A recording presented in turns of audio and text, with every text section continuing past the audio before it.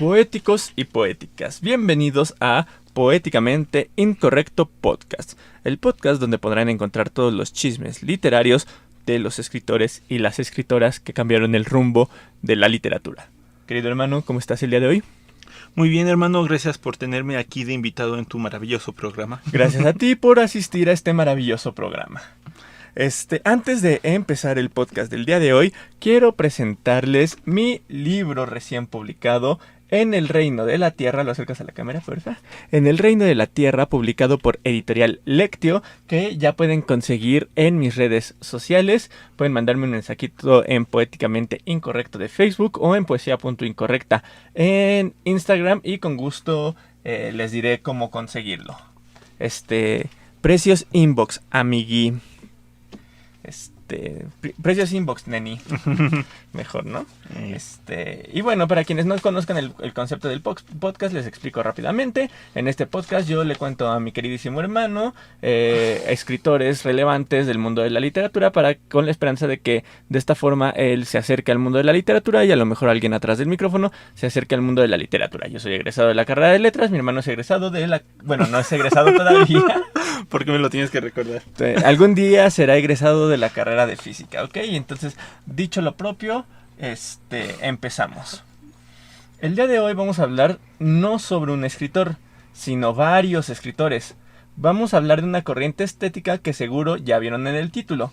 Así que, si vienen para hacer una tarea, porque estoy casi seguro que muchos van a ver este podcast o escuchar este podcast para completar sus conocimientos por una tarea de la escuela, o simplemente vienen por amor al arte, bienvenidos y bienvenidas.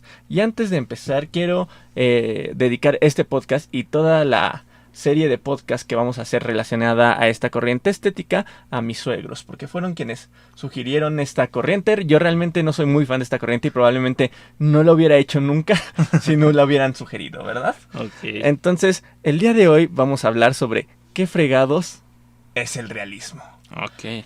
¿Te suena el realismo, hermano mío? Pues suena algo que está relacionado con lo real, entonces... Exactamente. Me imagino que son historias, bueno, como obras artísticas inspiradas intentando reflejar la realidad, algo así.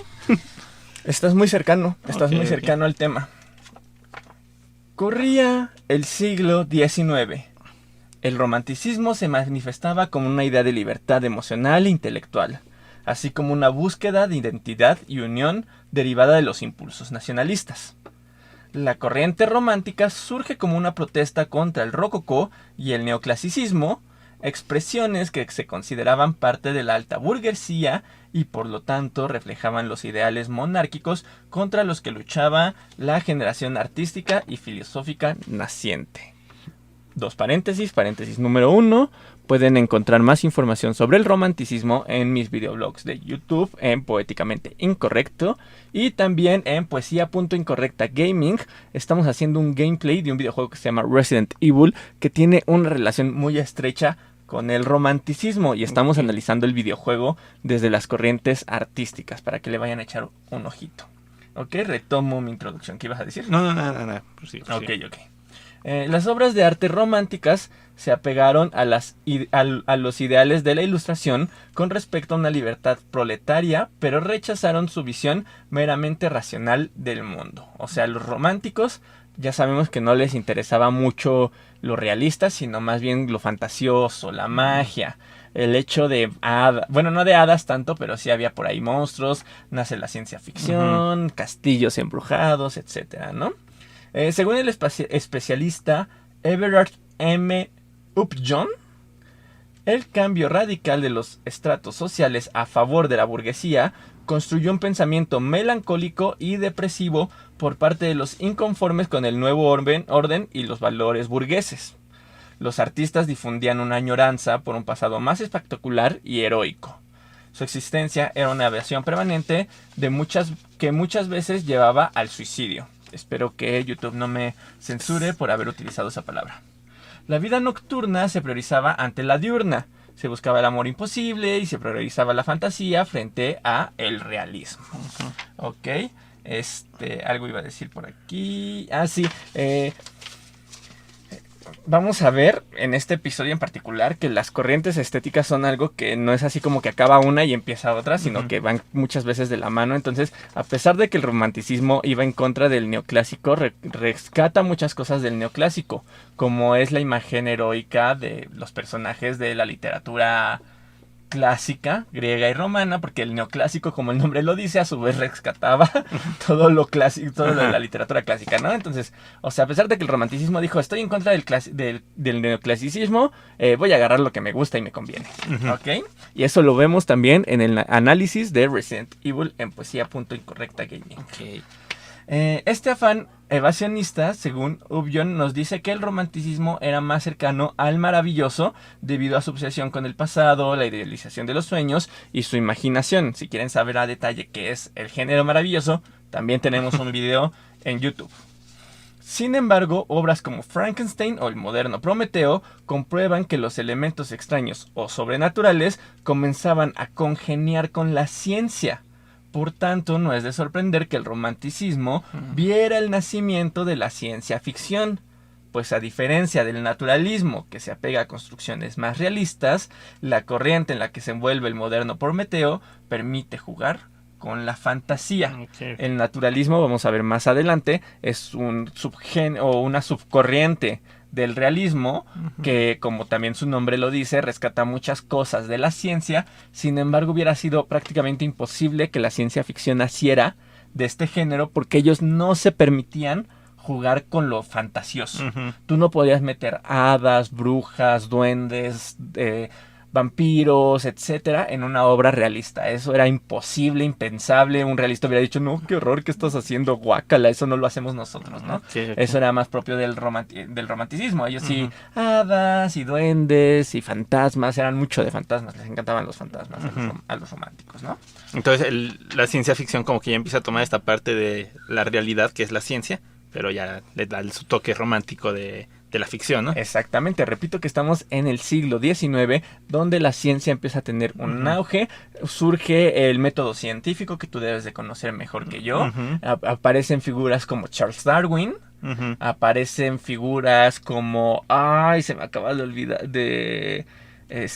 olvidar el nombre de este teórico que plantea el... ¿Plantea qué, mi hermano? No lo sé, ya lo olvidé, pero más enfrente lo veremos porque sí lo tengo anotado. Entonces me estoy adelantando. Mejor retomo el guión porque ya sabemos que cuando me salgo del guión pasan cosas malas, Todo ¿no? pierde el control, ok, ya. Exactamente. Entonces retomo. En afán evasionista... no es cierto, esto ya lo dije, ¿no? No. No es cierto. En afán evasionista, Ubjon nos dice que el romanticismo era más cercano al maravilloso, sí, debido a su obsesión con el pasado, la idealización de los sueños, su imaginación. Sin embargo, obras como Frankenstein o el moderno Prometeo comprueban que los elementos extraños, sí, permite jugar con la fantasía. Sí, eso ya lo había hecho. Disculpen ustedes. Sin embargo, no estamos aquí para hablar del romanticismo. Para eso, ya como lo dije, hay 3 videoblogs en mi canal y aparte en el canal secundario hay un análisis completo. Entonces ya romanticismo, ya chole, a mí me encanta. Ya tenemos también un montón de autores románticos en este podcast. A mí me encanta, pero bueno, ya chole con sus quejas. Pasemos al realismo. Hablaremos de la corriente que vino luego de él, o podríamos decir que un poco a la par, ¿no? Porque como ya dije, el siglo XIX es tanto del romanticismo, finales del XVII y principios del finales del XVIII y principios del XIX, del romanticismo, y ya como avanzado el XIX hasta finales, el realismo, ¿no? Sin embargo, hay momentos en los que congenian. Sí, no, aparte, un género nunca muere, ¿no? Hasta la fecha pueden seguir encontrando novelas románticas o de géneros pasados, ¿no? Qué bueno que dices esto, mi hermano, porque planteaste una confusión que se puede dar. No es lo mismo un género a una corriente estética. Bueno. Ok, hasta el día de hoy seguimos escribiendo ciencia ficción, pero la ciencia ficción se adapta a las corrientes de su tiempo. Ok, entonces estamos hablando de la corriente, que esa es más como en términos históricos. Las corrientes se dan por términos históricos. Hay sucesos históricos que afectan estas corrientes. Ahorita vamos a ver cuál afectó al del realismo, pero pues ya lo comenté un poco, ¿no? El auge de la ciencia dura, el auge del método científico es uno de los elementos que influye de lleno con el realismo. Ok. Entonces sí, no es lo mismo una corriente a un género, Ok. es diferente. La corriente se da por épocas, el género se da por... pues es algo que se establece en el mundo literario y en el mundo artístico, ¿no? De hecho, o sea, por ejemplo, ahorita está, creo que sí es podríamos llamar la corriente la hiperrealista, que viene del realismo. Ok, ya vamos a ver de qué va el realismo. El hiperrealismo intenta exaltar este realismo, ok. Entonces sí, son corrientes diferentes. De hecho, por eso le ponen el neo cuando surge una corriente parecida a la anterior, pero ya no puede ser la misma porque las situaciones históricas ya son diferentes. Sí, el contexto histórico cambia. Exactamente. Podría ser que sea parecido, pero sigue sin ser el mismo. ¿Ok? Entonces, a lo mejor, por poner un ejemplo, a lo mejor absurdo, podría surgir el neo-renacimiento, ¿no? Por decir algo. Una corriente que rescate los elementos del renacimiento, pero ya no podemos llamarlo el renacimiento tal cual. El renacimiento ya pasó, obedecía a circunstancias, pero ya no está. Y podríamos en ¿cómo se me fue la palabra? ¿En este sentido? Sí, en este sentido, en esta corriente renacentista, podría yo escribir una novela de ciencia ficción, pero ya adaptada a estos ideales de esta corriente. Sí. Ok, entonces, para que no entremos, qué bueno que lo planteaste, porque podrían existir esas confusiones, ¿no? Sí. Pero bueno, el cambio de la organización social e intelectual que trajo consigo los finales de la primera revolución industrial y la naciente segunda revolución industrial, las nuevas clases trabajadoras, la conciencia de clases, que esto es muy importante, y el nacimiento de movimientos sociales como los primeros socialistas, y una notoria presencia del feminismo, ¿ok? También transformaron la estética y la llevaron hacia el realismo, el cual retrataba las condiciones de vida cotidiana del pueblo, determinado por las condiciones de desigualdad y de miseria. También recordemos que en este tiempo empieza a escribir uno de tus pensadores favoritos, que es... Karl Marx, chiquito bebé. Exactamente. Y es curioso porque mucha de esta información la saqué de mi tesis, jejeje. Y es curioso porque podríamos decir que también los ideales de Marx se apegan mucho al romanticismo. Por eso te digo que son como corrientes que, a pesar de que una ya acabó, como que por ahí sigue y se mezclan. O sea, insisto, la historia no es como cortamos aquí y ya se acabó el renacimiento, empieza la otra corriente, ¿no? Y cortamos aquí y ya se acabó o sea, no, hay puntos de la historia donde se mezclan, y luego ya avanzada la historia, ya la anterior ya así de plano desapareció por siempre, ¿no? Y por ejemplo, lo digo adelantándome un poco al análisis del realismo, pero algo que personalmente no me gusta del realismo es que es muy pesimista, entre comillas, por así decirlo. Por ejemplo, el realismo plantea que si tú naces si tú naces pobre, probablemente mueras pobre. Y el romanticismo sí era muy idealista, como por ejemplo en Los Miserables, que sí era muy idealista de si tú naces pobre, a la fregada, toma las armas y haz la revolución, ¿no? Entonces, por ejemplo, yo en mi tesis menciono un poco a Ricardo Flores Magón, que tiene ideales socialistas, y que, a pesar de que por la época y por la situación histórica y demás podríamos pensar que Magón escribía mucho de realismo, que sí escribió mucho de realismo, también muchas de sus obras se apegan al romanticismo, en este sentido de un grupo de personas que lucha por la liberación, que crea estos colectivos sociales socialistas, un poco como el socialismo utópico y demás, porque que el realismo no hubiera aceptado, ¿no? El realismo le hubiera dicho, no, estás loco, ustedes nunca van a salir de pobres.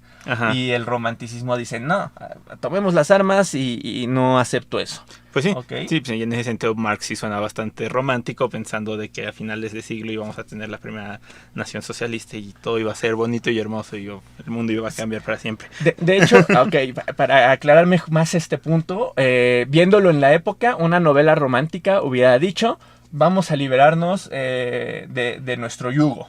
Y una novela realista hubiera dicho, te presento a este grupo de personas que se quieren liberar del yugo, porque viven en la pobreza, porque no comen, porque les pega el patrón, etcétera. Y probablemente al final de la novela el personaje principal hubiera sido, a lo mejor, el patrón le hubiera dicho, ¿sabes qué? Únete a nosotros. Y el otro güey hubiera dicho, cámara, jalo. Ajá. Y hubiera traicionado a sus compañeros. Ok. Eso podría ser un final muy realista. Ujú. Otro final muy realista también hubiera sido que de plano lo matara, Ajá. ¿no? Y el romanticismo puede ser que al final hubiera triunfado la revolución. Ujú. O al final de una novela romántica también podría ser que a lo mejor el protagonista hubiera decidido terminar con su vida, ¿no? Ok. Hubiera dicho, voy a morir, pero no voy a morir esclavizado. Ujú. Ese es un ideal romántico. Va a morir de pie. Exactamente, eso es muy romántico, muy realista. Hubiera sido revisar cuál es la naturaleza humana, cuál es la psique humana y decir, no, seguramente si a alguien le ofrecen un hueso, lo tome. Ajá. Ok, esa es la diferencia de cómo la percepción de realidad que tenían ambas corrientes. Ok, ok. Ok. Se sabe que para 1827 surgieron una serie de escritores y críticos franceses que presentaron al realismo como una nueva estética alejada u opuesta a la romántica. Y para 1856 aparece una revista titulada precisamente Realismo, que en uno de sus números dice lo siguiente. El realismo pretende la reproducción exacta, completa, sincera, del ambiente social y de la época en la que vivimos. Esta reproducción debe ser lo más sencilla posible para que todos la comprendan. Ok. Ok, era presentarte la realidad con bolitas y palitos. Ujú. Ok, Qué curioso, es parecido a como te tendrán que presentar un artículo científico, ¿no? exactamente, porque se basaban mucho Ajá. en los elementos de la ciencia. Ujú. Y de hecho, ahorita más adelante vamos a ver qué tan cercano está esto al artículo científico. Ok. El realismo surgió en Francia de la primera mitad del siglo XIX hasta la Revolución Burguesa de 1848. Fue el tiempo en el que tardó en cocinarse, Ujú. ¿ok? El realismo. Y ya después tuvo, te insisto, su auge de mediados del siglo XIX, o sea, de 1850 para adelante, Ujú. ¿ok? Entonces, el principio fue nomás para que se cocinara la carnita y ya después nos la podemos comer. Ujú. Sus autores pioneros fueron Honoré Balzac y Henry Weil Stenland. Y se desarrolló plenamente con Gustave Flaubert. Flaubert, no sé cómo se pronuncia, no sé si te suena. Creo que lo leíste en la prepa. No, estoy segurísimo de que no. Me suena a un personaje de Harry Potter. ¿Te suena a Madame Bovary? Ah, sí. Es el autor de entonces- Madame Bovary. Ok, sí. Ok. Ahí sí, ya, entonces sí. Hacia la mitad del siglo se publican grandes obras maestras de la estética del realismo con escritores ingleses como William M. Thackeray, perdonen mi excelente inglés, ¿Por qué te haces eso, mi hermano? y Charles Dickens, ese sí me Ay. sale. Ok.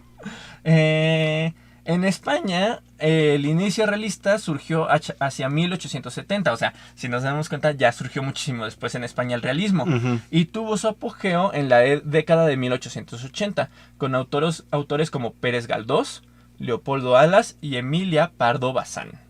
¿Ok?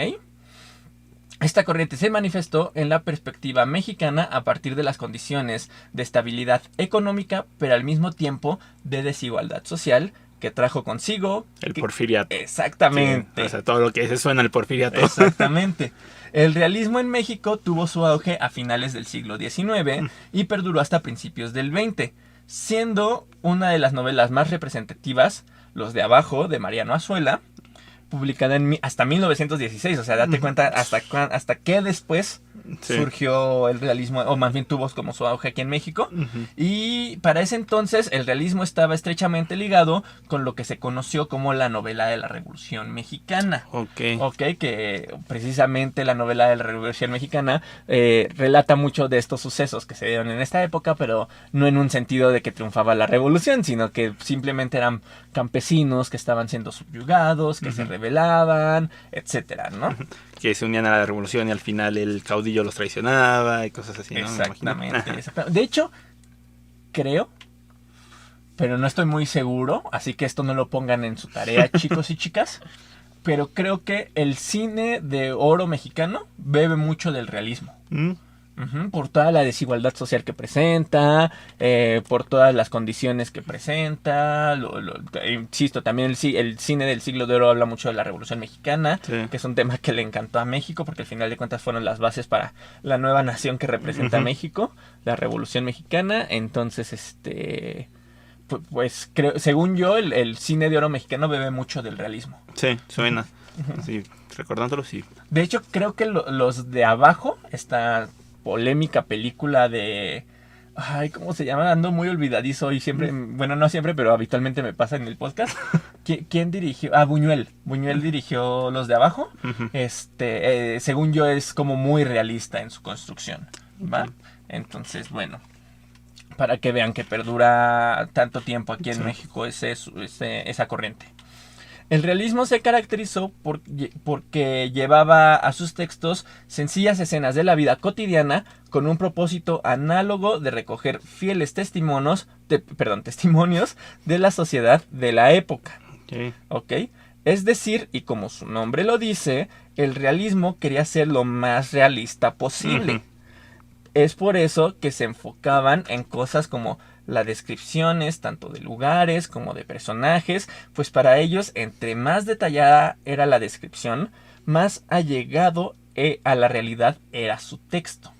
Si tú lees una novela realista, querido hermano, por eso a mí, insisto, casi no me gustan las tramas, las historias, entre comillas, de las novelas realistas, pero no me gusta mucho cómo están construidas, porque te juro que son páginas enteras describiendo el lugar donde pasa, Ujú. el árbol, el color de las bancas, o por ejemplo, no voy a decir el título de la novela, pero a lo mejor por ahí alguien la capta. Hay una novela realista que describe cómo piensa el personaje, cómo toma el hacha, cómo asesina a su víctima, todo lo que estén pensando mientras la va a asesinar, cómo el hacha entra en la cabeza de la víctima. O sea, todo esto hizo páginas y páginas. Entonces, una cosa es ser detallista en tu descripción y otra cosa es de ya te mamaste, carnal, la neta. Sí, ser extremadamente obsesivo, ¿no? Por así decirlo. Exactamente, entonces, pero bueno, era parte de la esencia del realismo porque, insisto, ellos querían como que todo quedara tal cual, ¿no? O sea, que tú al leerlo dijeras todo, o sea, todo te lo imaginaras, ¿no? Sí, sí, no dejar nada a la imaginación. Exactamente, sí, sí. La reproducción exacta de la realidad tomaba a menudo como modelos los métodos de observación de las ciencias experimentales, que fue una de las mayores características del realismo. El crítico Ferdinand Brunetière señaló que el realismo viene a ser en arte lo que el positivismo es en la filosofía. Esa es la corriente filosófica que estaba intentando decir hace rato. El positivismo. Ajá. El positivismo influye bien machín en el realismo, Ajá. porque también es como el auge de la ciencia, el Sí. pensamiento positivista, y esto no podría haberlo descrito mejor. El realismo es al arte lo que el positivismo a la filosofía, y de hecho estaban súper agarrados los dos de la mano, el positivismo y el realismo. Sí, ok. Y el escritor Balzac se proponía estudiar, por ejemplo, o sea, estoy poniendo un ejemplo del escritor Balzac, se proponía estudiar la sociedad como un científico estudiaba a la naturaleza, algo que reprodujeron más escritores. Ok, era, insisto, característico del realismo, que los escritores era así de, llegaban al bar y se sentaban con la persona del bar y era así como, y dígame, ¿qué siente cuando se pone ebrio? Ok. Ah, pues me mareo. Se marea. Ok. ¿Y qué más siente? No, pues me dan náuseas. Le dan náuseas. Ok. ¿Y esto le sucede a la tercera o a la cuarta copa? A la cuarta copa. Ok. Y luego llegaban con otro y dígame, ¿qué siente cuando se pone borracho? Y así, entrevistaban a 10 borrachos, ¿no? Ok. Y entonces ya su personaje, o sea, sacaban un promedio de, ay, no, se emborracha como con 10 cervezas, con 5 cervezas, y entonces ya. Entonces el personaje, después de haber consumido 5 botellas del brebaje gasificado hecho de lúpulo y cebada y no sé qué tanto, empezó a sentirse mareado, con náuseas, empezó a perder así, ¿no? Su rostro se empezó a sonrojar y sentía el cuerpo cálido. Exactamente, así funcionaba el realismo. Flaubert, por ejemplo, chécate este ejemplo. Flaubert consultó tratados de medicina para describir la muerte por envenenamiento de su personaje, Madame Bovary. Ok, spoiler alert. Y en general Los novelistas se documentaban rigurosamente sobre el terreno tomando minuciosos apuntes sobre el ambiente, las personas, su indumentaria, o buscaban en los libros los datos necesarios para conseguir la exactitud ambiental o psicológica. Ok, o sea, tenía que ser muy detallado. Ujú. Los escritores dejaron de centrarse en sí mismos y pusieron su interés en la sociedad, observando y describiendo objetivamente los problemas sociales. Tenían un estilo más sencillo, sobrio y preciso, en el que adquirió relevancia la reproducción del habla coloquial, especialmente en los diálogos, adoptando los niveles de lenguaje adecuado a los personajes que representaban todos los estratos sociales. Ok. O sea que si era un burgués, seguramente hablaba así como: y dime, queridísimo Iván, ¿cómo te encuentras el día de hoy? Me alegra que pregunte, notable caballero. Me encuentro sumamente agradable la tarde de primavera cálida. Perfecto, me parece sublime su afirmación, ¿no? Y si tomábamos a alguien más de barrio, pues podría ser así de: pues, ¿qué tranza, carnal? ¿Qué haces? No, estoy viñero, carnal. Me están sudando hasta las nalgas de este pinche calor que está viñero. Y así como suena, así lo escribí, Ujú. ¿ok? Entonces, y también era lo mismo de: se sentaba el escritorcito y era así de: a ver, ¿y cómo habla este joven caballero? Oh, qué lenguaje tan florido. ¿Cómo déjalo que cómo apunto". hablo, carnal? Pues así como hablo. Pues ¿de qué otra forma quieres que hable? ¿Podría decirme si hable quieres? ¿Cómo escribiría quieres? ¿Con Q-U-I o con Q-U-E? Pues ¿cómo se escribe, carnal? Sí, pero ¿cómo lo pronuncia usted? Pues ¿cómo se escribe? Pus lo escribe P-U-S o P-U-E-S. Pues pus. ¿Cómo quieres que escriba pus? Pues, Ok, pus, perfecto. Oh, mi novela va a quedar espectacular. La estética realista estaba fascinada por los avances de la ciencia y trataba de hacer de la literatura un documento que pudiera servir de testimonio de la sociedad de su momento. Por ello describe todo lo cotidiano y prefiere los personajes comunes y corrientes, basados en individuos reales de los que se tomaban nota a través de cuadernos de observación. Ok. Entonces, estas historias no van a tener el héroe heroico del romanticismo, ¿no? Sí.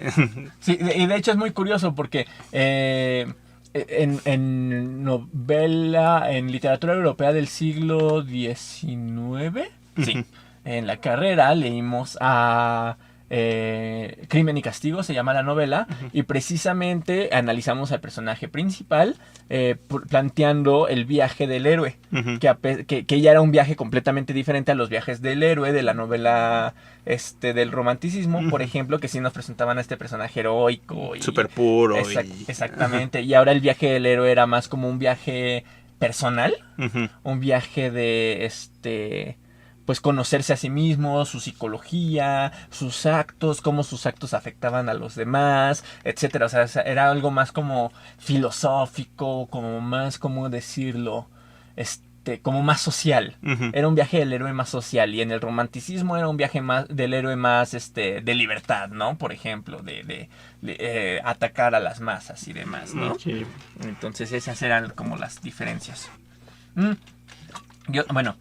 Además de la descripción detallada y minuciosa, con enumeraciones y sustantivos concretos, se utilizaban párrafos largos y complejos, provistos de abundante subordinación, la reproducción casi copiada al pie de la letra del habla popular, ¿no? Que fue algo que ya dije.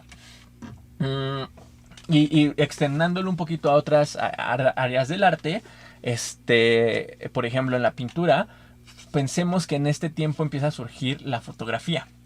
Ok. Entonces lo que le preocupaba a los pintores, a muchos artistas, particularmente a los artistas plásticos, pero también era una preocupación de la literatura, era: si ya tenemos un aparato que copia la realidad tal cual, cuál es mi labor como artista, ¿no? Entonces Ujú. por eso buscaban ser tan detallados, porque su obra, tanto los realistas como los escritores de artes visuales como los escritores, querían ser muy precisos porque querían competir con la fotografía. Ujú. Y por ejemplo, una ventaja de la pintura es que pensemos que la fotografía en este entonces era en blanco y negro. Ujú. Entonces se rescató mucho el paisaje en la pintura y vemos paisajes pues no muy coloridos, pero sí muy apegados al color de la realidad, porque era algo que no podía hacer la fotografía. Ajá. La fotografía no nos podía reflejar colores y la pintura sí, entonces era una de las cosas que explotaba el realismo. Si el vestido era azul, voy a hacer el azul. Si el ambiente es verde con flores, voy a hacer, pero tampoco hacían esto de resaltar el color tanto de que se viera falso, ¿no? O sea, ellos querían ser una fotografía color. Exactamente, sí. O sea, si tú ves, por ejemplo, la pecera que tenemos enfrente, que no pueden ver nuestros queridos personas que están en YouTube, pero tú sí la puedes ver, resalta el verde, ¿no? Entonces ellos no iban a buscar otro color nomás para que se viera bonito. Si resalta el verde, ¿no? Ujú. Entonces, por ejemplo. O sea, básicamente las obras realistas buscaban hacer una fotografía. Ujú. Exactamente. Los realistas casi querían hacer una tesis novelizada, eso en el mundo de las letras. Fue así como surgió una de sus subcorrientes, por así decirlo. A finales del siglo XIX y principios del XX, el naturalismo vio la luz gracias a la influencia del pensamiento científico y sumó al determinismo social del realismo el determinismo biológico y ambiental, que condicionaban la supervivencia del hombre a la capacidad de adaptarse a las condiciones de un medio esencialmente hostil y competitivo. Muchas veces en la novela naturalista el personaje principal se enfermaba de algo. Era como muy común que se enfermara de algo en algún momento, y entonces describían, le salió una llaga y luego la llaga se empezó a poner verde y luego de ese verde tomó un color rojo y luego de ese rojo tomó un color morado y luego se le empezó a caer el brazo y todo eso te lo detallaban en la novela, ¿no? Entonces, básicamente nos veían como un animal más, o sea, tomaban la teoría de Darwin, básicamente viéndonos como un animal más y contando la historia como si fuéramos un animal más en la naturaleza. Porque en este momento surge la teoría de Darwin. Según expone el escritor francés Émile Zola, que fue como el mayor expositor del naturalismo, la novela naturalista se reduce prácticamente a un documento social, a una instantánea de su época, y pasa a investigar no solo los ambientes burgueses, sino los proletarios y marginales. Además de que no busca ser una crítica moralina de la sociedad. La línea entre naturalismo y realismo es muy delgada. Y una de las obras más importantes del naturalismo es la obra mexicana, del naturalismo mexicano, fue la obra Santa de Federico Gamboa. Que es una novela, me gusta bastante, de hecho, por aquí abajo, aquí en la Ciudad de México, hay un lugar que tal vez te suena, que es Chimalistac. Ahí en Chimalistac, que queda en la delegación de Álvaro Obregón, hay un monumento a Federico Gamboa, porque ahí es donde ahí es donde empieza su vida el personaje de Santa. Ahí nace Santa y luego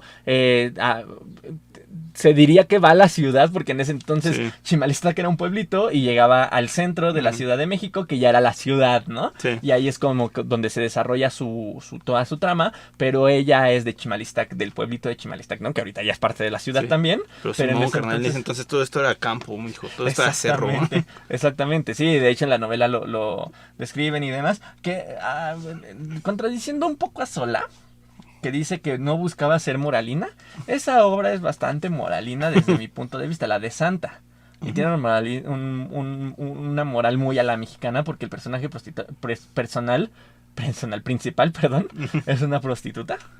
Y siento que sí hay momentos en el que la juzga bastante. Entonces, desde mi punto de vista es así como... O sea, como que la ve como, ay, es que esta pobre niña se fue por el mal camino y vean lo que le pasó, ¿no? Que lo que sí es rescatable de la novela de Santa es que sí nos plantea un porqué llega al mundo de la prostitución y nos refleja un contexto social, machista evidentemente, que porque perdió su virginidad antes del matrimonio, entonces la desconoce la familia, le pasan un montón de cosas, entonces está Es muy buena, pero sí tiene como ciertos detallitos que yo digo, ahí me estás metiendo tu moralina, ¿no? No me convences, a mí no me convences. Sí, o sea, intentan ser como la ciencia siendo lo más objetivos posibles. Exactamente, sí, pero pues por ahí, evidentemente, porque no puede ser 100% objetivo, se les resbalaban cositas, ¿no? Podríamos decir que la diferencia entre el realismo era que el realismo hablaba de problemas burgueses, como en Madame Bovary, que el problema es que soy una mujer que se tuvo que casar con un hombre que le iba a dar un buen sentido, un buen sustento económico y la iba a hacer infeliz. Y el naturalismo era, pues se enfocaba más a problemas del pueblo, como ya describí a Santa, que era una mujer cuya sociedad la obligó a prostituirse, ¿no? Por ser rechazada, por perder su virginidad antes del matrimonio, etcétera, ¿no? Pero realmente, o sea, poniéndome como indagar en las novelas naturalistas y realistas, como que la línea sí es muy delgada.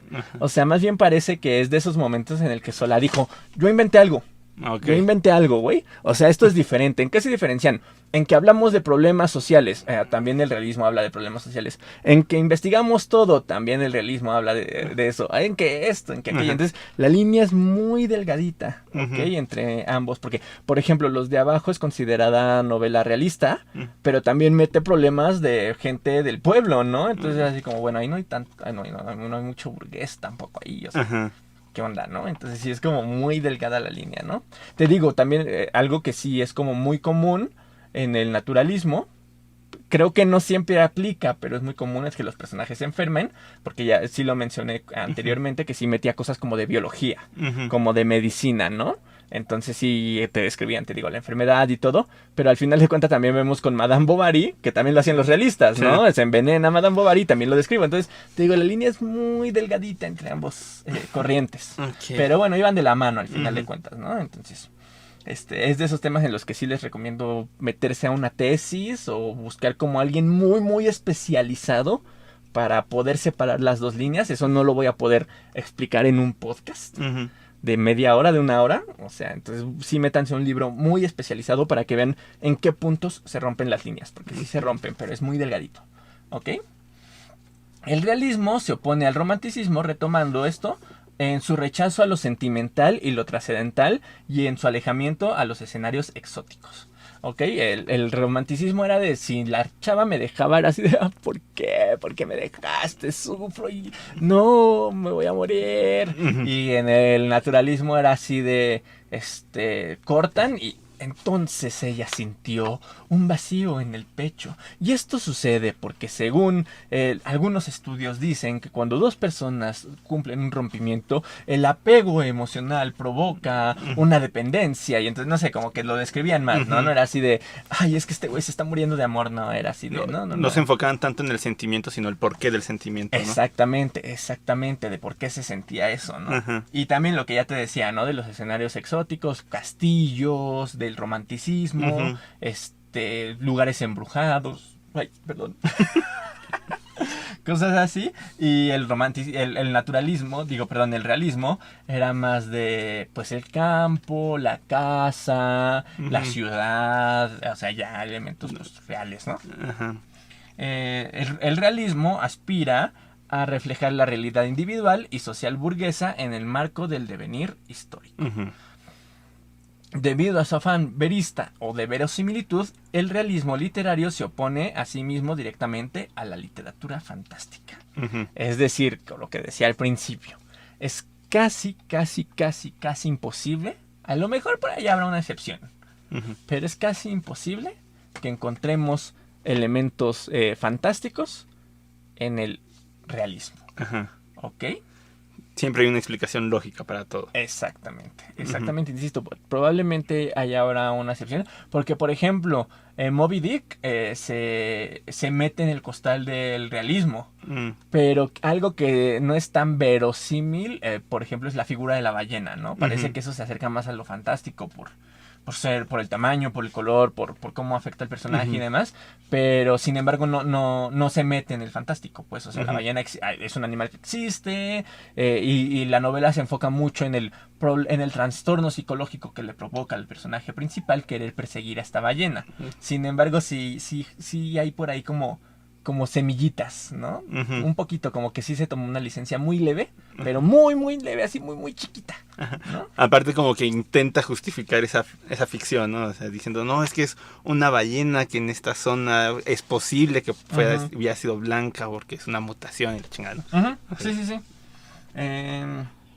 Conforme va avanzando, esta estética comienza a utilizarse cada vez más el monólogo interior y de la mera descripción física de los ambientes y los actos de los personajes, que pasa a ahondar en su psicología, también lo que ya te había dicho, ¿no? Pasaba un poco lo que pasa en los animes, que vemos congelarse la imagen y empieza el personaje, escuchamos su voz en off de, yo es que no puedo amar a Shentai, porque si lo amo, todo se me va a venir abajo, es lo mismo, ¿no? O sea, te metes en la psique y era así de, no, y es que este personaje sintió que si se enamoraba de Shentai, iba a tener un problema con sus padres porque no aceptaban la relación y era una familia de años de herencia y cosas así, ¿no? Los distintos personajes son complejos, evolucionan y interactúan entre sí, influyéndose mutuamente. Okay. En conclusión, ya para que de plano lleguen a su clase de literatura del siglo XIX o a su clase de español de la secundaria o a su clase de literatura universal en la prepa, le digan al profe, si les pregunta, Iván, ¿qué es el realismo? Tú tienes que decir lo siguiente. Si dedica páginas enteras a la descripción de los escenarios y las emociones, si la muerte de los personajes es descrita hasta en la última gota de sangre, si son ricos desgraciados o pobres desgraciados que no salen de su miseria, si la novela tiene más de 300 páginas cuando solo pudo haber tenido 100, o simplemente si fue escrita por algún ruso de nombre impronunciable como Dostoyevsky o Tolstoy, seguramente estás ante una novela realista. Okay. Y eso, querido hermano, es el realismo. Eso me hubiera servido hace unos 9 años que me fui extraordinario de literatura universal y me dejaron leer Madame Bovary. Y es por eso que estamos haciendo este acto para ayudar a las masas y que les sea más fácil hacer su examen de Madame Bovary. Ok, muchísimas gracias, carnal. ¿Cómo ves? Pues está cool empezar a conocer estas corrientes literarias a las que no les presté atención en la prepa porque nunca llegaba. Lo siento, profesora, no es que me diera flojera, sino pues estaba muy temprano en su clase. Pero o sea, me gusta que poderlo estudiar ahora. Que comprendan también un poquito más el contexto histórico de la situación y cómo se desarrolló esa corriente. Exacto. Y por ejemplo, también este videojuego a lo mejor no lo retomen pues Incorrecta Gaming, pero por ejemplo es algo que podemos ver en videojuegos como ahorita que estoy jugando el Assassin's Creed el Syndicate. Ajá. Aparece por ejemplo Charles Dickens y sale Darwin y sale Marx y salen todos estos personajes. Y sí se había que retomar mucho de la literatura realista en cómo está construida la misma trama del juego. Ok. Sí, y pues son cosas que, o sea, si tú vas por ejemplo a un museo y ves una pintura realista, a lo mejor ya te sea más fácil decir, esta pintura es del realismo porque es del siglo XIX, están retratando, hay elementos del paisaje que le importaron mucho al autor, hay elementos de los personajes que le importaron mucho al autor, ya sabes el contexto, tú que a ti que te gusta la historia, es más fácil que ya comprendas el contexto aplicado al arte, y a ti que te gusta la ciencia, ya también sabes cómo se aplicó la ciencia al arte, ¿no? Sí, porque siento que lo malo de las clases en la escuela es que como te las tienen divididas, pues tienes historia, literatura y ciencias aparte, ¿no? Entonces, en la parte de literatura se centran solo en la literatura. Pero si juntas las tres partes, si comprendes la ciencia que está sucediendo en el momento y la historia que está sucediendo en el momento, pues te parece obvio que el realismo exista, porque la ciencia estaba tomando la mayor importancia en ese momento socialmente, y la ciencia está teniendo descubrimientos como la electricidad, la evolución, nació el psicoanálisis.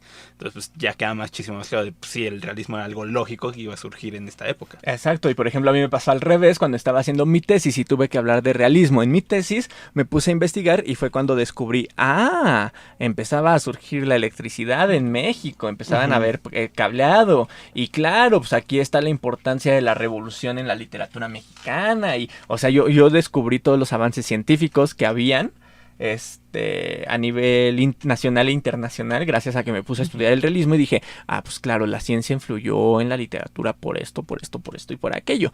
Y el realismo tiene su declive en México, pues ya vimos, ¿no? En la Revolución Mexicana es cuando tiene tanto su auge como su declive, porque tiene su auge con la novela de la Revolución, pero ya después de la novela de la Revolución, pues empiezan a surgir otras cosas. Llega el ¿no? realismo mágico, ¿no? Ajá, exacto, exactamente, ya mediados de los 50, principios del siglo XX, y mediados de los 50 exactamente llega el realismo mágico, y tiene que ver precisamente con el cambio que surgió después de la revolución. Y en Europa y el resto del mundo, uno de los puntos y apartes del realismo es tanto la primera, pero concretamente la Segunda Guerra Mundial, que es cuando llegan las vanguardias, cuando la gente dice, o sea, no solo la cosa está de la fregada, sino que está de la ultra fregada, ¿no? O sea, no está de la fregada como el realismo.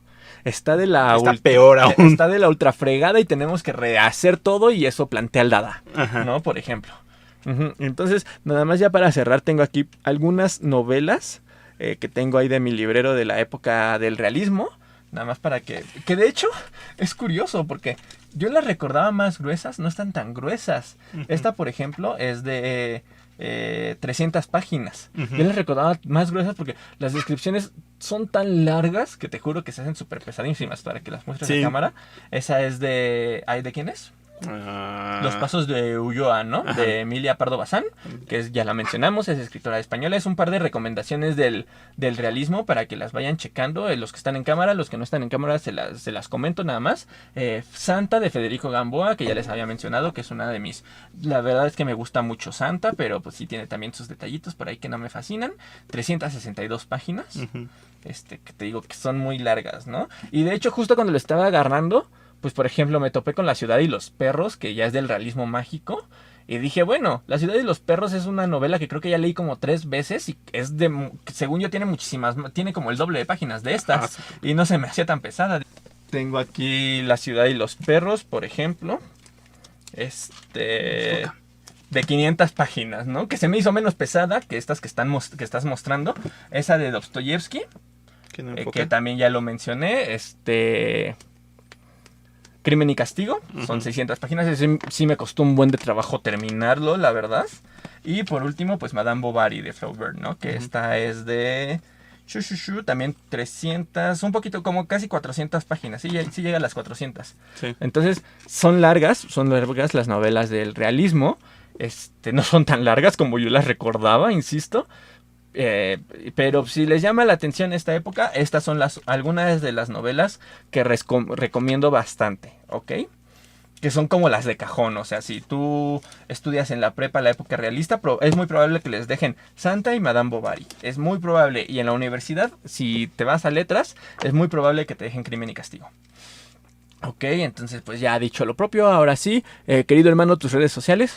Claro que sí, mi hermano, en Facebook y YouTube me pueden encontrar como Furio Sensei y en Instagram me pueden encontrar como Iván-Furio. Ok, si les interesa el mundo de la ciencia, mi hermano en su canal de YouTube explica los videojuegos, los elementos científicos en los videojuegos, que está bastante padre. Y bueno, a nosotros nos pueden seguir como poesía.incorrecta en TikTok e Instagram, como Poéticamente Incorrecto en Facebook y en YouTube, como Poéticamente Incorrect, porque ya no ocupo la A en Twitter.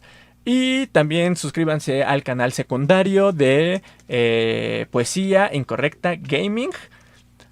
Compren mi libro, por favor, En el Reino de la Tierra, de Alejandro Rodríguez. También todavía tenemos playeras de Poesía Eres Tú en mi página tanto de Instagram como de Facebook. Y esto es todo de mi parte. Muchas gracias. Yo soy Alejandro Rodríguez y esto fue Poéticamente Incorrecto. Hasta la próxima. Hasta la próxima.